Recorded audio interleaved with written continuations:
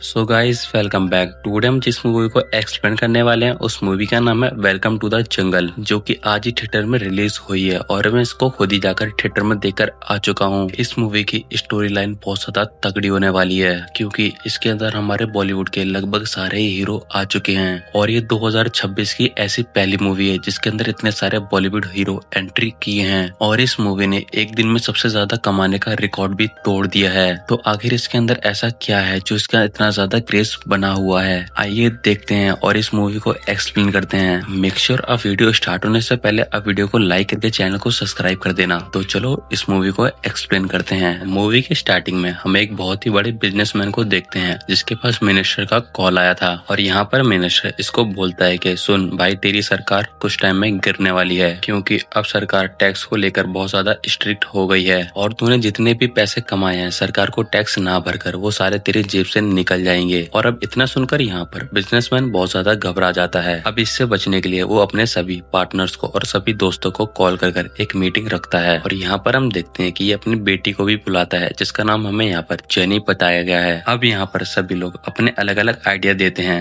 और बिजनेसमैन को ये दिखाते हैं कि सरकार को हमें ऐसा दिखाना पड़ेगा कि हमने एक बिजनेस ओपन किया और इस बिजनेस में बहुत ही ज्यादा हमें लॉस हो गया जिस वजह से हमारे सारे पैसे उसी में डूब गए। अब यहाँ पर जेनी इसको आइडिया देती है और कहती है कि पापा हम एक सेकंड फ्लोर पर पेट्रोल पंप खोल ले रहे हैं, वहाँ पर कोई भी गाड़ी नहीं आएगी और हमारा लॉस हो जाएगा और हम यही चीज सरकार को दिखा देंगे। लेकिन इस बात को जेनी का डैड एग्री नहीं करता और कहता है कि कोई और आइडिया ढूंढो। और तभी हम देखते हैं कि यहाँ पर दूसरा इसका पार्टनर बोलता है कि सर हम एक मूवी की शूटिंग करते हैं और इस मूवी को इतनी ज्यादा बकवास बनाएंगे कि वो फ्लॉप हो जाए और फिर सभी लोग समझ जाएंगे कि इस मूवी की फ्लॉप होने की वजह से हमारे सारे पैसे डूब गए। अब ये आइडिया बिजनेसमैन को काफी ज्यादा अच्छा लगता है और इस बात को ये एग्री भी करता है। अब यहाँ पर बिजनेसमैन एक दुबे नाम के बंदे को ऑर्डर देता है और कहता है कि दुबे तुम जाकर एक फ्लॉप मूवी बनाओ। और अब हम देखते हैं कि दुबे एक डायरेक्टर और एक राइटर को पकड़ लेता है जिसका नाम देव और दास होता है। अब यहाँ पर दुबे इन दोनों को बताता है कि हमें एक मूवी बनानी है और अब यहाँ पर दुबे इनको बताता है कि हमारी मूवी का बजट 2000 करोड़ है। इतना सुनते ही यहाँ पर देवदास तो पागल से हो जाते हैं क्योंकि उनका बजट तो ये था कि वो 2000 वाली मूवी ही बना सकते हैं। खैर इसके बाद यहाँ पर हम देखते हैं कि डायरेक्टर बोलता है कि मूवी बनाने के लिए एक हीरो की जरूरत पड़ेगी। इसके बाद हम देखते हैं कि ये तीनों बंदे पहुंचते हैं एक राजू नाम के बंदे के पास जो कि पहले बहुत सारी मूवियों में काम करता था लेकिन इसकी ज्यादातर मूवी फ्लॉप हो जाती थी, इसीलिए ये लोग एक फ्लॉप हीरो को ढूंढ कर लाए थे। अब यहाँ पर दुबे इससे बात करता है और उससे पूछता है कि राजू तुम कितने पैसे लोगे मूवी में काम करने के लिए, जिस पर राजू इसको 50 बोलता है। अब यहाँ पर राजू का कहने का मतलब ये था कि उसको 50,000 चाहिए लेकिन दुबे समझता है कि इसको 50 करोड़ चाहिए। अब यहाँ पर दुबे बोलता है कि हाँ तुम्हें 50 करोड़ दिए, अब हमारी मूवी में आ जाओ। अब इतना अमाउंट सुनकर तो राजू भी बिल्कुल ही पागल सा हो जाता है और तुरंत ही मूवी के लिए हाँ कर देता है। और इतनी सब बातें होने के बाद यहाँ पर राजू समझ जाता है जो भी बंदा मूवी बनवा रहा है उसके पास बहुत सारा पैसा है। तभी यहाँ पर राजू अपने शब्दों को बदल देता है और कहता है 50 करोड़ तो बस मैं एक साइन करने के लिए लेता हूँ और 50 करोड़ शूटिंग के टाइम लूंगा और 100 करोड़ क्लाइमैक्स के एंड में लूंगा जब हमारी पूरी मूवी की शूटिंग हो जाएगी। और तभी हम देखते हैं कि जेनी इसके पास कॉल करती है और इसको बोलती है कि तुमको पूरे 200 करोड़ दिए जाएंगे, तुम हमारी मूवी में बस काम कर लो। और अब यहाँ पर राजू भी मान जाता है मूवी करने के लिए। और फिर इसके बाद दुबे यहाँ पर डायरेक्टर से पूछता है कि और कुछ चाहिए। अब यहाँ पर डायरेक्टर बोलता है कि सर हमें हीरो तो मिल गया, अब हमें एक हीरोइन भी चाहिए मूवी करने के लिए। और तभी हम देखते हैं कि ये एक नादिया नाम की लड़की को लाते हैं और इसे सारी चीजें बता देते हैं कि कैसे कैसे मूवी करनी है। अब यहाँ पर डायरेक्टर और दुबे और हीरो यहाँ पर सभी लोग आए हुए थे एक दूसरे से बात करने के लिए। तभी हमारा यहाँ पर राजू नादिया को देखता है और बहुत ज्यादा शॉक हो जाता है कि ये यहाँ पर क्या कर रही है। अब यहीं से मूवी फ्लैशबैक में जाती है जहाँ पर हमें पता लगता है कि नादिया और राजू पहले एक दूसरे के लवर हुआ करते थे और ये दोनों एक दूसरे के साथ मूवी में काम करते थे। लेकिन एक दिन यहाँ पर राजू ने किसी और लड़की को किस कर लिया था और ये चीज नादिया भी देख लेती है और इसी वजह से यहाँ पर इन दोनों का ब्रेकअप हो जाता है। खैर इसके बाद दोबारा से मूवी प्रेजेंट में आ जाती है और अब यहाँ पर एंट्री होती है रोमियो और अन्ना की और हमें बताया जाता है कि ये दोनों एक बहुत ही बड़े डॉन है और हमें पता लगता है कि इन दोनों का कर्जा जेनी के पापा के ऊपर आ रहा होता है और यही दोनों इसी कर्जे को मांगने के लिए यहाँ पर आए होते हैं। तभी यहाँ पर दुबे इन दोनों को बताता है कि हम एक मूवी बना रहे हैं और इस मूवी को क्लियर होते ही यहाँ पर हम तुम्हारा सारा पैसा वापस कर देंगे। लेकिन तभी इन दोनों के दिमाग में एक आइडिया आता है और यहाँ पर ये दोनों बोलते हैं कि अभी मेरे को पैसे नहीं चाहिए, मेरे को इस मूवी में रोल करना है और वो भी इस मूवी के हीरो हम दोनों ही होंगे। अब ये बात जाकर दुबे डायरेक्टर यानी कि देवदास को बताता है और अब यहाँ पर डायरेक्टर और राइटर दोनों मान जाते हैं। इसके बाद हम राजू को देखते हैं जो कि अपने पापा को बहुत ज्यादा मिस कर रहा था। एक्चुअली इसके पापा इंडियन आर्मी में थे जो कि 15 साल पहले एक मिशन को पूरा करने के लिए इंडिया से बाहर गए थे, लेकिन वो आज तक वापस लौटकर नहीं आए। और इसके 2 दिन बाद हम देखते हैं कि ये सभी लोग एक जगह पर इकट्ठे हो जाते हैं और तभी वहाँ पर डायरेक्टर और राइटर आता है और उन्हीं सभी को समझाता है कि जो हम मूवी बनाने वाले हैं वो इंडियन आर्मी के ऊपर होने वाली है, इसीलिए तुम्हें शूटिंग करने से पहले गन को चलाना और बम को फेंकना आना चाहिए। बेसिकली इस मूवी की शूटिंग से पहले इनके प्रैक्टिस होनी चाहिए। और इसके बाद हम देखते हैं कि ये सभी लोग मिलकर प्रैक्टिस करने लगते हैं। कोई गन चलाना सीख रहा होता है और कोई बम फेंकना सीख रहा होता है। अब इन्हें प्रैक्टिस करते करते एक वीक हो जाता है। इसके बाद यहाँ पर डायरेक्टर इन सभी से बोलता है अब तुम्हारी प्रैक्टिस हो चुकी है, अब हम इस मूवी की शूटिंग को स्टार्ट करेंगे। अब यहाँ पर डायरेक्टर इन सभी को बताता है कि इस मूवी के अंदर 2 हीरोइन होंगी, जिसमें एक नादिया जो कि प्रोफेशनल हीरोइन है और दूसरे हमारे सर की बेटी यानी कि चैनी। खैर इसके बाद हम देखते हैं कि ये सभी लोग मिलकर शूटिंग के एरिया पे जाते हैं जो कि एक बहुत ही बड़ा रिजॉर्ट होता है। अब यहाँ पर चैनी के पापा ने ये सारी चीजें बहुत ही लग्जरी और लॉयल तरीके से करवा रखी थी, क्योंकि इनका जितना ज्यादा पैसा वेस्ट होता हुआ सरकार को दिखेगा उतना ही ज्यादा इनका लॉस होगा और उतना ही ज्यादा इनको टैक्स से छूट मिल सकेगी। खैर इसके बाद यहाँ पर मूवी की शूटिंग स्टार्ट हो जाती है। यहाँ पर ये सभी लोग मिलकर बहुत सारा शूट को करते हैं। तभी यहाँ पर एक जगह बीच में शूट आता है और यहाँ पर राजू को मरना था और इसके बाद यहाँ पर नादिया को रोमियो को गले लगाना था, लेकिन यहाँ पर राजू को कितनी भी गोली लगती है वो नहीं मरता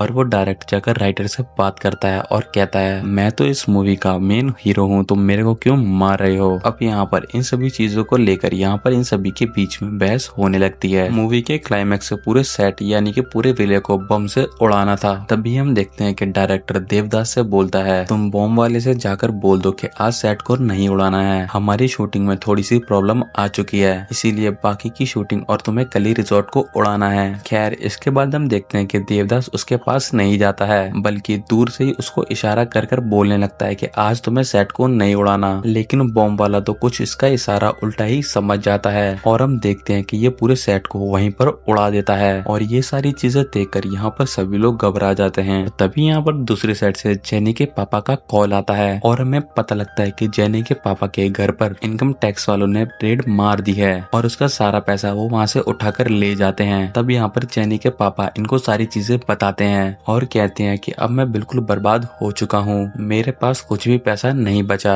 इसके बाद वो डायरेक्टर को बोलता है कि तुम कैसे भी कर कर इस मूवी को हिट बनाओगे, तभी मेरा पैसा मेरे पास सारा वापस आएगा। अब यहाँ पर डायरेक्टर के पास एक बहुत ही बड़ी प्रॉब्लम आ चुकी थी, क्योंकि मूवी का क्लाइमैक्स भी शूट नहीं हुआ था और यहाँ पर पूरा का पूरा सेट भी उड़ चुका था। अब इनके पास कोई भी जगह नहीं थी मूवी को आगे शूट करने के लिए और ये सारी बातें राइटर भी सुन रहा था। तभी यहाँ पर राइटर डायरेक्टर को बताता है कि मेरे को एक जगह के बारे में मालूम है, जैसा हमारा सेट था वो जगह भी बिल्कुल वैसे ही दिखती है और इस जगह का नाम है आजादपुर, अगर तुम बोलो तो हम वहाँ पर जाकर अपनी आगे की मूवी की शूटिंग कर सकते हैं। अब ये सुनकर डायरेक्टर बहुत ज्यादा खुश हो जाता है और आगे शूटिंग वहाँ पर कंप्लीट करने के लिए मान जाता है। लेकिन ये दोनों आपस में प्लान बनाते हैं, हम सभी को ये बताएंगे कि पूरे गाँव में हमारे ही बंदे हैं और वो सभी भी एक्टिंग करते हैं। लेकिन तभी यहाँ पर राइटर बोलता है कि सर यहाँ पर एक और प्रॉब्लम है, उस गाँव में टेररिस्ट भी आते हैं। और तभी यहाँ पर डायरेक्टर बोलता है कि हम जाएंगे और एक दिन में शूट कर कर वापस आ जाएंगे, वहाँ पर डेली डेली तो टेररिस्ट नहीं आते होंगे। इस बात को सुनकर राइटर और डायरेक्टर दोनों मिल जाते हैं और ये सारी बातें सभी लोगों को जाकर समझा देते हैं और उन्हें कहते हैं कि हम एक दूसरी जगह पर जा रहे हैं शूट करने के लिए और वहाँ पर हमें सिर्फ एक ही दिन मिला है शूट करने के लिए। जिस पर राजू डायरेक्टर से सवाल करता है और कहता है कि एक दिन में पूरा क्लाइमैक्स कैसे शूट हो जाएगा। तब डायरेक्टर बोलता है कि हम हर जगह और अलग अलग जगह पर कैमरे लगा देंगे और हम बहुत सारे सीन एक साथ शूट कर सकते हैं। अब यहाँ पर सभी लोग मान जाते हैं वहाँ पर जाने के लिए और ये अब सभी लोग आजादपुर पहुँच जाते हैं हेलीकॉप्टर लेके जहाँ पर शूटिंग होनी थी। और इसके बाद सीन शिफ्ट होता है और हमें गाँव में एक 17 नाम का बंदा दिखाया जाता है और हमें पता लगता है कि ये इस गाँव में ही रहता है और ये एक बहुत ही बड़ा टेररिस्ट है। इसने पूरे गाँव पर 20 साल से कब्जा करा हुआ है और सभी लोगों से ये पैसे वसूलता है और जिसे मर्जी उठाकर ले जाता है और उसको जान से मार देता है और यहाँ सभी गाँव वाले के ये पैसे भी लूटा करता था। इन सभी गाँव वाले के बीच में हमें एक जोया नाम की लड़की दिखाई जाती है और इसकी एक छोटी बच्ची भी होती है और ये सभी लोग भगवान से दुआ करते हैं कि कोई चमत्कार हो जाए और हमारे गांव में आकर हमें कोई बचा ले। और तभी हम देखते हैं कि हेलीकॉप्टर से यहाँ पर डायरेक्टर और राजू और इन सभी की गैंग की एंट्री हो जाती है। इन सभी ने आर्मी वाले कपड़े पहने हुए थे क्योंकि मैंने आपको बताया था कि इनकी मूवी आर्मी के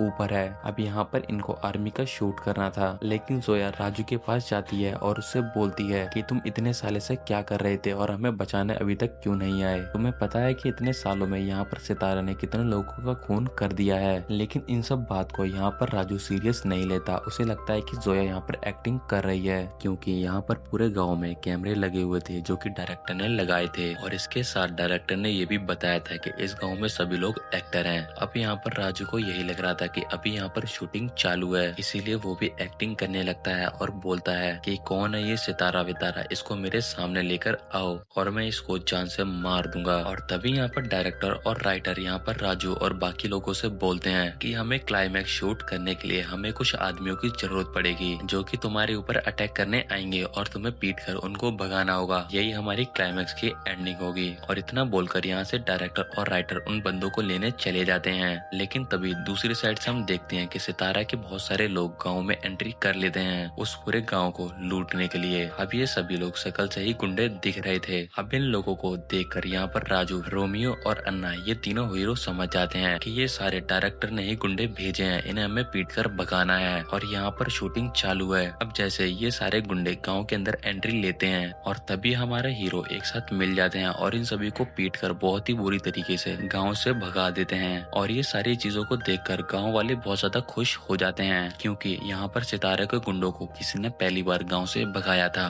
और अब ये सारी बातें जैसे सतरा को पता लगती हैं, वो अपनी पूरी टीम लेकर गांव के ऊपर अटैक कर देता है। और फिर हम देखते हैं कि सतरा और राजू दोनों आमने सामने खड़े होते हैं और यहाँ पर राजू सतरा को भी बहुत सारा उल्टा सीधा सुना देता है और मारने की धमकी देता है। बेसिकली यहाँ पर राजू अपने डायलॉग पूरे कर रहा था क्योंकि राजू को यही लग रहा था कि यहाँ पर अभी तक शूटिंग ही चल रही है और सतरा भी यहाँ पर एक एक्टर है जो कि अपना विलन का रोल निभा रहा है। अब यहाँ पर सितारा अपनी गन से डायरेक्ट राजू को शूट कर देता है जिसमें कि बुलेट उसके बॉडी को टच कर कर निकल जाती है और राजू के हल्का सा ब्लड निकलने लगता है। अब यहाँ पर ये सभी लोग समझ जाते हैं जो सतरा के पास गन है वो रियल है। और अब इस चीज को यहाँ पर ये सभी लोग समझ नहीं पा रहे थे कि आखिर यहाँ पर क्या हो रहा है। और तभी हम देखते हैं यहाँ पर राइटर और देवदास दोनों आ जाते हैं और ये सतरा को देखकर बहुत ज्यादा घबरा जाते हैं और रोमियो, मुन्ना और राजू को सारी सच्चाई बता देते हैं और कहते हैं कि ये हमारा कोई भी विलन का कोई एक्टर नहीं है बल्कि ये असली में टेररिस्ट है, इसका नाम सितारा है। अब यहाँ पर राजू ये सुनकर तो बहुत ही ज्यादा घबराने लगता है और उससे बहुत सारी माफी मांगता है क्योंकि राजू ने उसको बहुत ही ज्यादा बुरा भला बोला था। इसके बाद राजू यहाँ पर सतरा को बताने लगता है कि वो सभी तो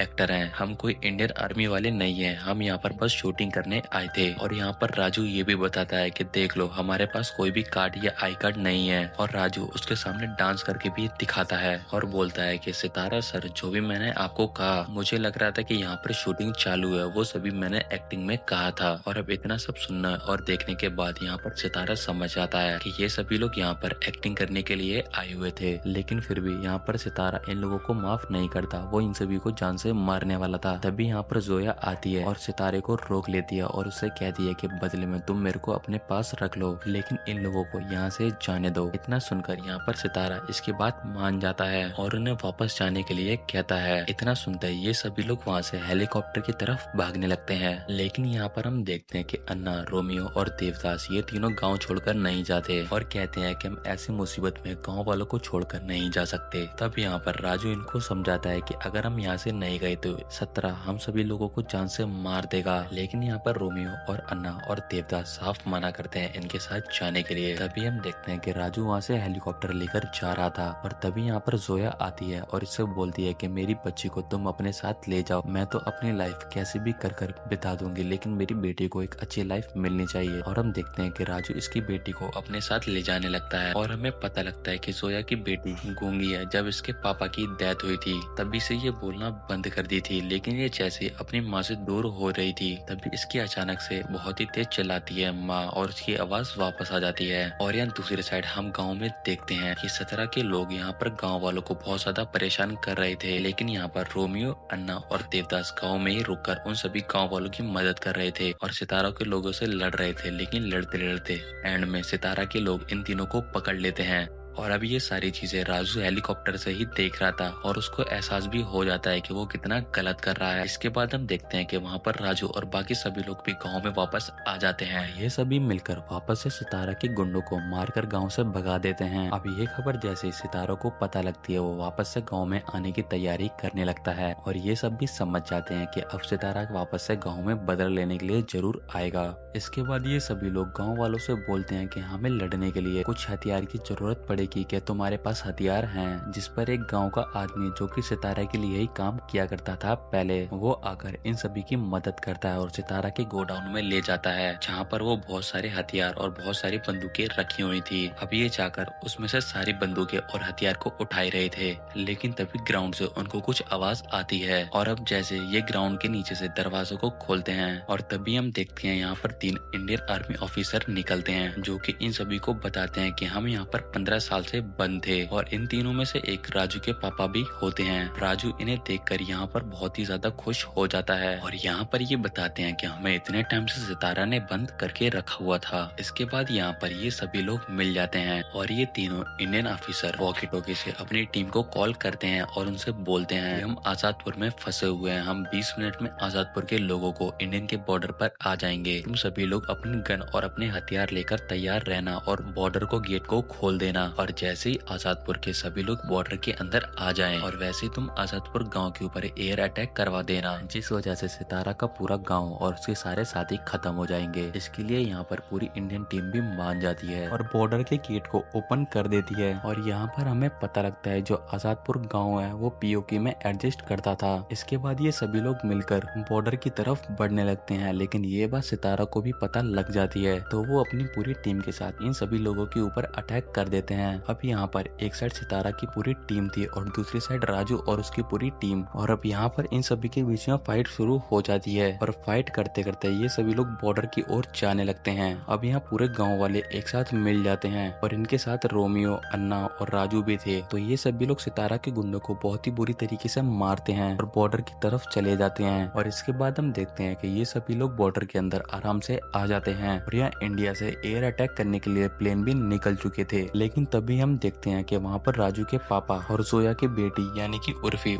इंडिया के अंदर नहीं आए थे, क्योंकि उर्फी को सितारा ने पकड़ लिया था और राजू के पापा सितारा से फाइट कर रहे थे। अब यहाँ पर राजू के पापा उर्फी से बोलते हैं कि तुम बेटा जाओ। इसके बाद हम देखते हैं कि उर्फी भी बॉर्डर के अंदर आ जाती है और यहाँ पर राजू के पापा अकेले सितारा से लड़ाई कर रहे थे। अब यहाँ पर इन दोनों के बीच में फाइट शुरू होती है, जिसमें राजू के पापा यहाँ पर सितारों को बहुत ही बुरी तरीके से मारकर बॉर्डर की तरफ आने लगते हैं। लेकिन तभी वहाँ पर जो इंडिया ने एयर अटैक करने के लिए प्लेन को भेजा था, उन्होंने बहुत सारे अटैक उस पूरे गांव के ऊपर कर दिए थे। और अब जैसे यहाँ पर बॉम्ब ब्लास्ट होते हैं, तभी राजू रोने लगता है और उसे ये लगता है कि मैंने अपने पापा हमेशा के लिए खो दिए। लेकिन तभी हम देखते हैं कि इंडिया बॉर्डर के अंदर उसके पापा भी आ जाते हैं और इनको देखकर यहाँ पर राजू बहुत ज्यादा खुश हो चुका था। बेसिकली यहाँ पर इंडिया बॉर्डर के अंदर सभी लोग वापस आ चुके थे और इंडिया ने पूरे आजादपुर गाँव को उड़ा दिया था। खैर, इसके बाद सीन शिफ्ट होता है और हमें पता लगता है जो इन सभी ने मिलकर मूवी की शूटिंग की थी, वो मूवी वर्ल्ड वाइड फेमस और सुपर हिट मूवी हो गई थी और इसी वजह से इस मूवी से इनको बहुत सारा पैसा भी मिलता है। और यही दिखाते हुए हमारी इस मूवी का भी यहीं पर